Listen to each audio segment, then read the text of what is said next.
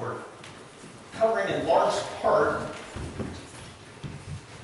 the sections right here in chapters 40 to 48. So we're going to be skipping around quite a bit, but we're going to try and stop and take a little detour through major portions of this section. And we're talking about the new temple and the Millennium. There's a lot of details in this, and kind of reflects the nature of the relationships that we have with one another. So let me take this one little detour right here and take this as an example here. But within all of our relationships, especially husband and wife relationships, it's important to have specifics.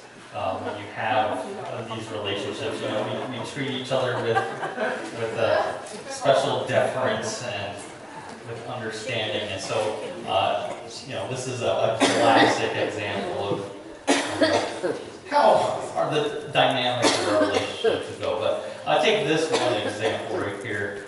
It says, while I got the kids ready this morning, I asked my husband if he could pack my lunch.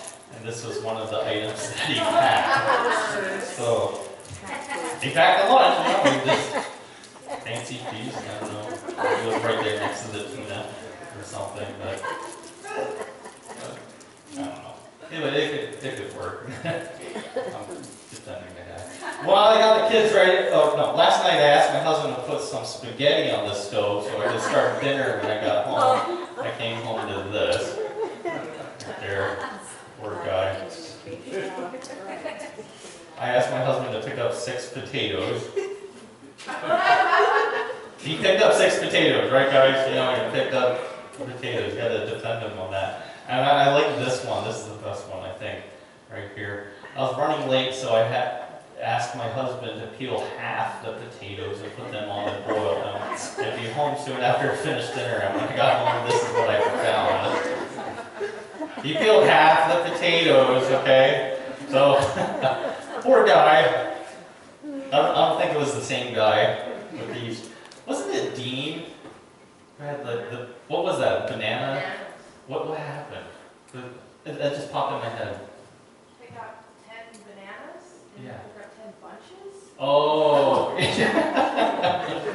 So picked up 10 bunches of bananas instead of 10 bananas. That's a lot of bananas. What do you do with 10 bunches of bananas? A lot of banana bread from there. We've never made that mistake, guys, right?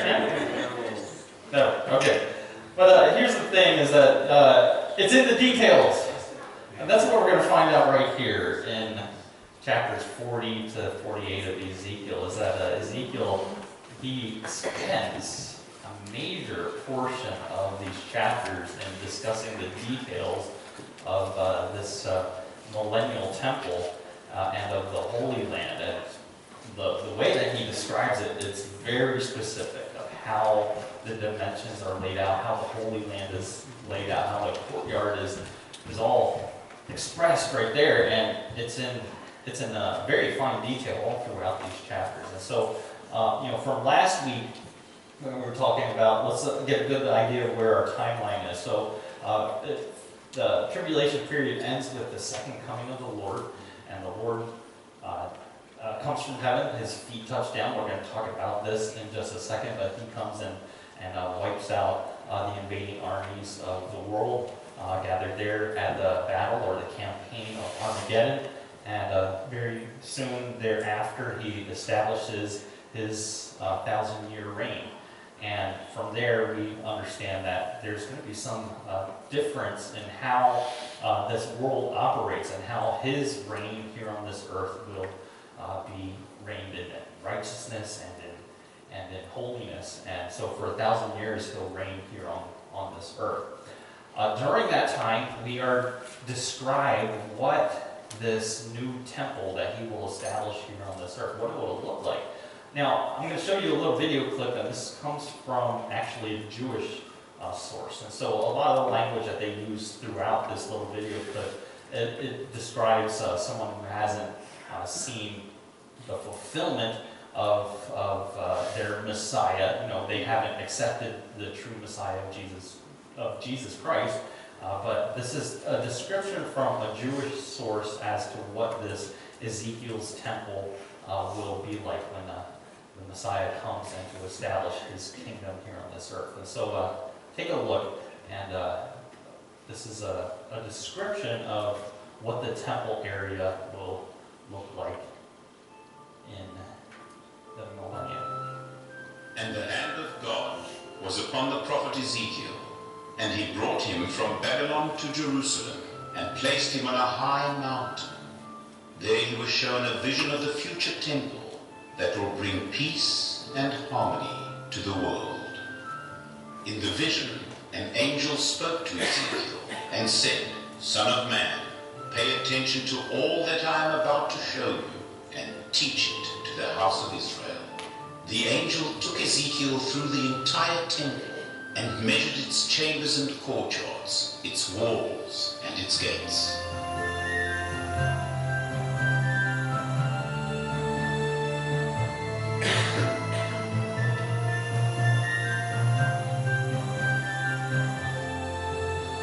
The future temple is built in the form of a man. The temple building is his head and shoulders. The inner courtyard is his body, with the great altar his heart and his stomach. In the outer courtyard stand 4 great chambers. The upper chambers are his arms, and the lower chambers his legs. Surrounding him is the Temple Mount, his holy space. The Temple Mount of the future temple will be 36 times larger than that of Solomon's temple, or the second temple, nearly 1.5 square miles, large enough to comfortably hold 2 million people.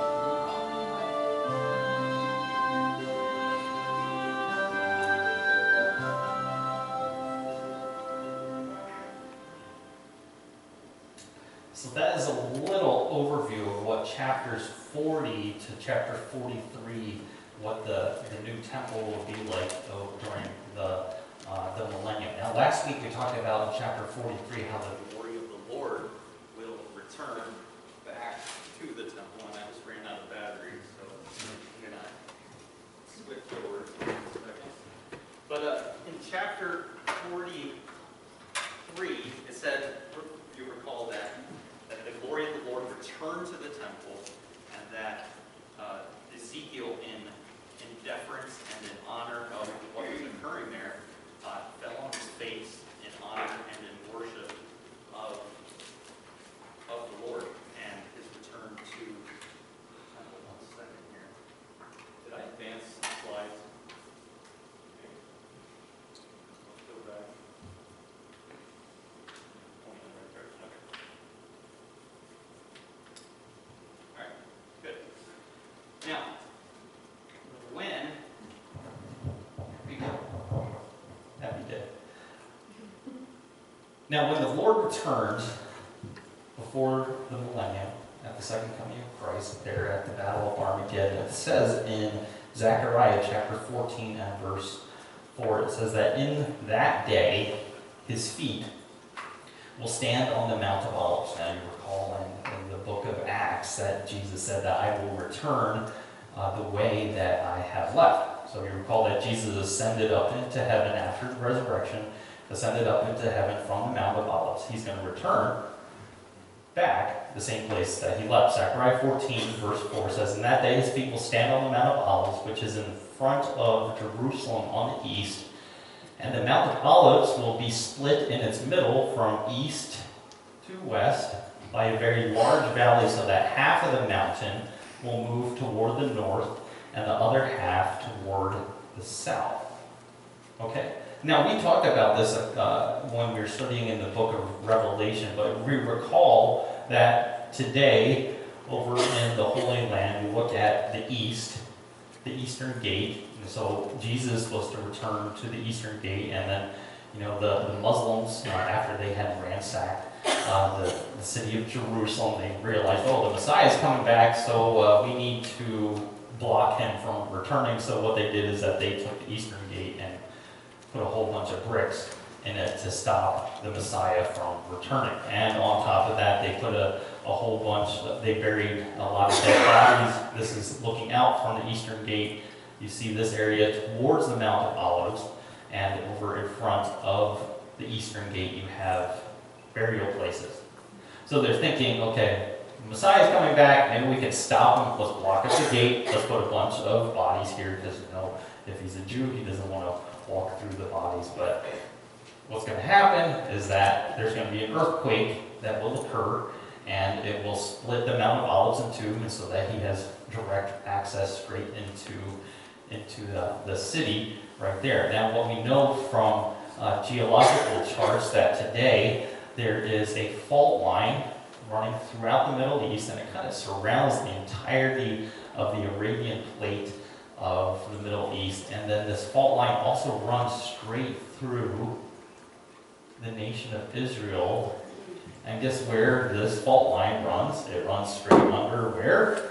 The Mount of Olives. So, interestingly, there's going to be an earthquake that splits this mountain in two, and it's already there in place for us. So, no coincidence there. So I hope you understand that when we look at this, maybe Jesus had a little planning here ahead of time to figure all of this out. So there will be a massive earthquake in the Holy Land, splits the Mount of Olives in two. One part goes north, one part goes south, so that he has direct access straight back into the city, establishes his kingdom, institutes his temple worship, and throughout the next 1,000 years there is centered of the earth. That is where the Lord will rule and reign. Speaking about earthquakes today, it was interestingly this past week just reading some of the articles about earthquakes, but it's interesting that it's said in this article I read that the United States in the last 2 years has been hit by a millennium's worth of earthquakes in the last 2 years. Wow. Now the Bible says that there's going to be a massive earthquake that will occur, and it will affect the whole entire earth. And so we're seeing over and over again, you're seeing volcanoes come up over there in Ecuador, Iceland, all throughout the Ring of Fire in the Pacific. It's just cropping up all over the place. And so what we're seeing is that there's a massive buildup to such an extent. There's been so many in just the last 2 years that is equal to the amount that has been for 1,000 years. So that's just a little by the way about what is happening throughout the world. It says further in Ezekiel chapter 47, if you want to look at this in your own Bible, but I have put it up there on the screen for your perusal here. But in order, what will happen is that there will be a change in topography. So how the land will look in the nation of Israel will be changed. So it says there that the land will be changed into a plain.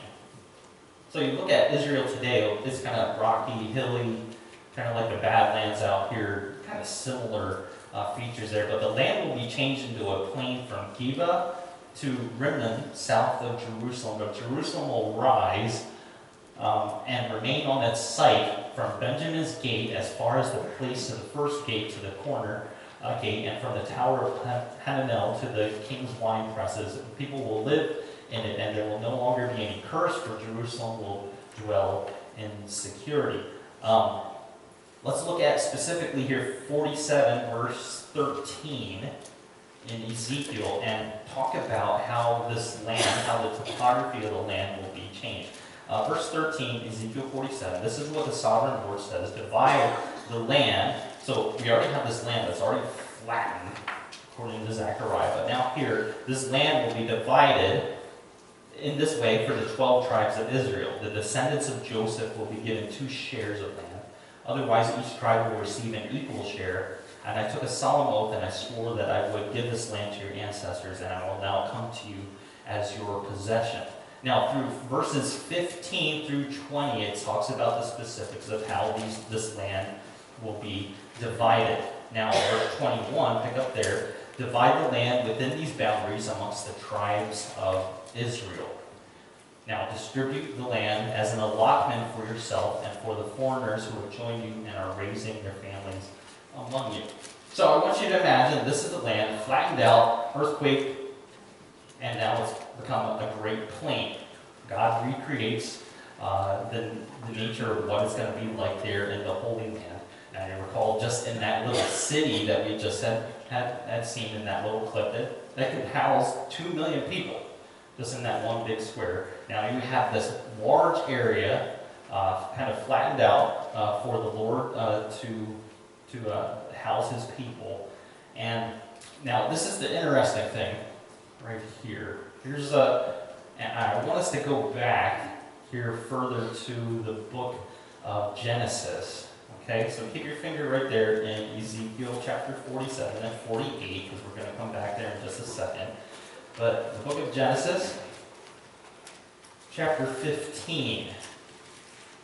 And this is what the Lord is doing, is that he's speaking to Father Abraham. And he had many sons. Many sons had Father Abraham. Keep their hands like this. 15, verse 18, and this is what happens. It says, so the Lord made a covenant with Abram that day and said, I have given this land to your descendants all the way from the border of Egypt, okay, take note right here, Egypt, to the great Euphrates River. So many authors believe, because the nation of Israel, they only inhabit this little section right here and right now, in contest. But according to Genesis chapter 15, they're supposed to occupy everything from all the way over here, from Egypt over to Babylon. So I did a little superimposing right here of this, what it's supposed to look like. So the Ezekiel says that this land should be divided equally. And so you have a priest portion that's mentioned back there in chapters 40 to 43, the priest portion. And then all of this land is to be divided equally amongst each of the tribes of Israel. So right now, they only occupy this little section. But according to Scripture, if we do the math correctly, they should be taking over that whole entire area. So tell me, who is occupying who? Okay? Everybody in common culture today says that, Israel is occupying the Palestinians' land. They shouldn't be there. No, if you go back to the book of Genesis, Iraq, Syria, Jordan, they're occupying Israel's land. I mentioned that to a Jewish guy one time. I was talking to him in Glendive, and he said, it's just a really rough thing over there happening over in the Middle East. And I said, did you read in your Bible before that you're supposed to occupy all the land from the Mediterranean all the way over to the Euphrates River? And he said, oh, I've never read that before, and I think that would just be horrible for the nation of Israel. It would just be attacked and everything. And it just kind of dawned on him, like, what are you talking about? I showed him the passage right there in Genesis. But even the people of Israel today don't recognize that this is supposed to be the Israelites' land. Right now they only occupy all this, but until they recognize Jesus Christ as the true Messiah, they're not going to have the full blessing of what they should have. Okay? Once they recognize Jesus as their Messiah, they will have not only the physical blessings, but most importantly, the spiritual blessings that they've been missing out for thousands of years. And so what is going to occur is that I believe that there's going to be this whole entire huge area over there in the Middle East that is designated for the nation of Israel. And Ezekiel describes it. It's given back in Genesis chapter 15. You also have the Lord's portion. We won't go into this into detail, but right here, this is the Lord's portion. And if you want to jot down a little section right here in Ezekiel, it's Ezekiel chapter 45, verses 1 through 6. And it describes the areas assigned to Judah and Benjamin. It will be a section reserved for the Lord and for the prince, and the Lord's section will be about 8.3 miles square, which equals to about 55 square miles.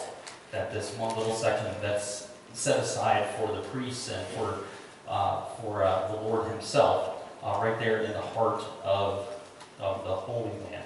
So 55 square miles that will be given over to the Lord for this little section right there. So massive little section, and that'll be God's and God's alone. As with all of these things that we're looking at throughout here, as with all the things future, the promise of the millennial temple gives us confidence that we can stand boldly for the truth in dark days in which we currently live, knowing that God's plan cannot be thwarted and will lead to victory for His people. Ezekiel's vision provides hope for both Israel and the church, confirming that our God will stand as the ultimate victor in all history and eternity. Anytime you read this, you should always say, there's better things ahead. Okay, we read the news, we look at the news, and it's like, oh, this again. Well, what we need to do is we need to fix our eyes on Jesus, fix our eyes on heaven, on the things that are in the future. And He says, you know what? We've got hope. Amen. We've got peace. Now, I want us to imagine, let's put this all into perspective, because we're reading this as a church. We're reading this as Americans. But I want us to stop and recognize what this was like, reading it for the first time for those who are reading Ezekiel's prophecy back in his time. You recall just the devastation of Jerusalem. Psychologically devastated. It is said just throughout history, just that as the Babylonians were attacking, the last place, the last vestige of hope that the Jews had was the altar. And so they all ran and they thought they could be saved right there. And then, ransacked, just carried off into deportation. And so what you had happening at this point, Babylonians destroyed the temple. You have descriptions of destruction that are horrific, and it said in earlier chapters that God's presence was gone from His people. So you had no hope. They've been in deportation for 70 years. All they've known was devastation, difficulty, and struggle, and in captivity. Then all of a sudden, you have Ezekiel come on the scene, and in here, starting in chapter 40, he says, okay, there's better things happening. There's better things to come, and in intimate detail. So don't, we read through these chapters, and it's like, oh man, this big for this section of the temple, all that. What we need to look is that all these details are like, wow, God, you have something awesome in store for us. It's amazing the detail that you put in here, and we have hope. This is all we've known for 70 years, and now we have something that we can look forward to. Look at here what happens here. For people, there's stories of what happened to them before the deportation of families reduced to cannibalism, people being tortured for their faith, for being a Jew. Look at the hope that is in here. I want us to take a look here at 47 and verse 12. And we're going to cover this in detail over the next couple of weeks, but 47 verse 12, it says, fruit trees of all kinds will grow alongside both sides of the river, and the leaves of these trees will never turn brown and fall, and there will always be fruit on their branches, and will be a new crop every month, for they are watered by the river flowing from the temple. The fruit will be food. The fruit will be for food, and the leaves for healing. Think about that hope that they would have for people that was reduced to cannibalism and to torture, not having the right kind of food, being ransacked for months on end. What kind of hope would that be to read this? and saying, man, there's better things ahead. For people that would witness the deaths of their children and their families, you look at all throughout this section of the hope of life and the hope of peace. And then right here at the end, we see here chapter 48, and this is the detail. After you get all the detail of what this city will be like, it says in verse 35, Ezekiel 48, verse 35, it says, the distance around the entire city will be about 6 miles. And from that day, the name of the city will be the Lord is there. God is there. That's a covenantal name. One of the very few names that are given throughout the Old Testament of the actual name of God. That's Jehovah Shammah, meaning the Lord is there. The Lord is present. For people that knew, it said that he left the temple area, that his presence was gone. That now, here in chapters 48 to 43, he has returned. And now, here in chapter 48, it says, the Lord will be there. He will be amongst his people. Imagine that, us walking along, and we can see God himself, Jesus walking amongst us, Jehovah Shammah, right in front of us. Imagine what that would be like for these people who've known nothing but devastation for the last 70 years. Oh, God's going to be there. Well, God was communicating to his people, what he's communicating to us right now, that there is hope. You may be going through a rough time. My family's going through a rough time this week. I lost my mother back in 2001. And it may not be too long before my father goes home to see the Lord. And I can stand up before you today and say, I have hope. Amen. Not because of what this earth has to offer me, but what heaven has to offer me, what God has to offer me. That there's something a lot better than walking just 10 steps and having to breathe. Because he's going to be up in heaven and he's going to be walking and running and flying. I don't know what he's going to do. But it's going to be awesome. And there is hope. This past week may have been pretty rough for you. You've been wounded. It hurt. Well, let me tell you that he has something a lot better for you. So, let me ask you, are you focused on right here and right now, or are you focused on something better ahead? Because when I'm focused on what's right here, right now, there's depression, there's discouragement, there's a brokenness, and it's like, oh, I can't handle it. When I'm focused on what God has in store, I'm like, I can keep doing this. I can keep on fighting on. There's far more to life than just here and now. Today is just the visible tip of the iceberg. Eternity is all the rest you don't see under the surface. So I don't want us to focus on chapters 1 through 39. I want us to focus on chapters 40 through 48. That's the big picture. That's what we have to expect in the future.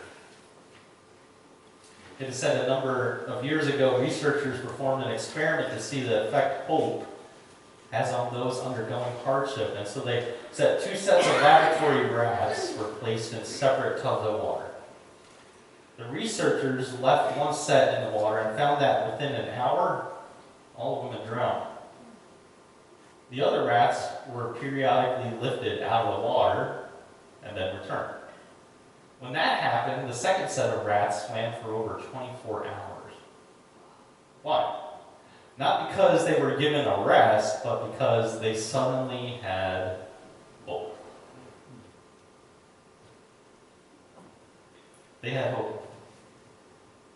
And And we don't just have researchers plucking us out and putting us out and back in. We have the hope of eternity. We have the hope of a God who has something much better for all of us. Let me describe to you what that's like. You will not be in heaven 2 seconds before you cry out, why did I place so much importance on things that were so temporary? What was I thinking? Why did I waste so much time, energy, and concern on what wasn't going to last? When life gets tough, when you are overwhelmed with doubt, or when you wonder if living for Christ is worth the effort, remember, you are not home yet. Can you say that with me? I am not home yet. Here we go. Let's say it all together. 1, 2, 3. I am not home yet. One more time. Say it with conviction. I am not home yet. This world is not my home, just a passing through. The treasures are laid up somewhere beyond the blue. And the sufferings of our present time will be nothing in comparison to the glory that is yet to be revealed in us.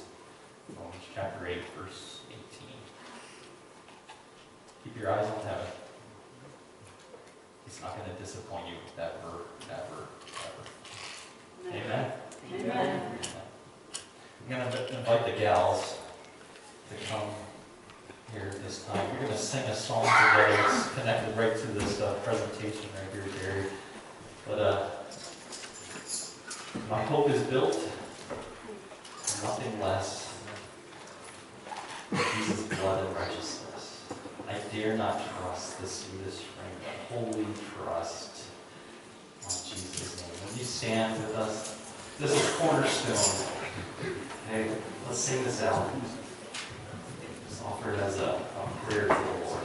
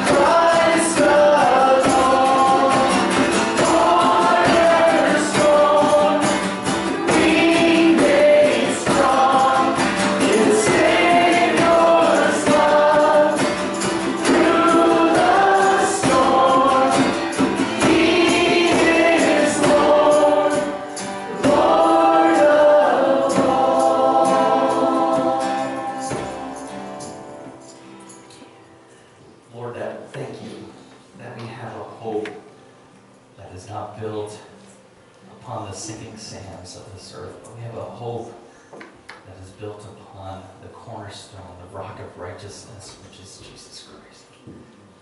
That's all the hope that we have in this earth. So Lord, help us to focus on Him and on His unchanging grace. That though this world may fall into the heart of the sea, Lord, we have an anchor.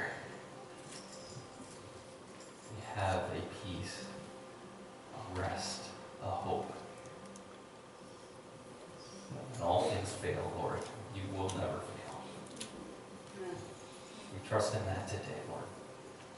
Fill us with that hope, with that peace throughout this week, and our eyes fixed on Jesus, the author and the finisher of our faith. To Him we give our worship and our honor this morning.